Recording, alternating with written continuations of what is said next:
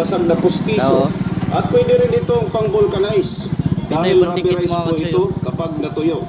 Wala pong pinipiling materialis ang Pinoy Pandikit. Kapag dikit lang po ang pag-uusapan, ma'am, sir.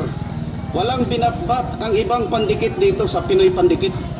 Lahat ng mga sira at mga basag na kagamitan sa inyong bahay ay Pinoy Pandikit lang ang kailangan. Ginagamit na rin ito ng Marikina Sis at nag-viral na po ito sa Facebook at YouTube. Ang Pinoy Pandikit. Dahil napakatibay sa kapit, kaya bili na po kayo, mga suki. Hindi sayang ang pili dito. Isang daan po ang isang balot ang original na Pinoy Pandikit. Kung pinakamatibay na pandikit ang hinahanap nyo, subukan ninyo ang original na Pinoy Pandikit na gawang Pinoy. Basta ka ng sampul rami, tapos na. Lalo na sa mga sapatos nyo, sinilas, sandals,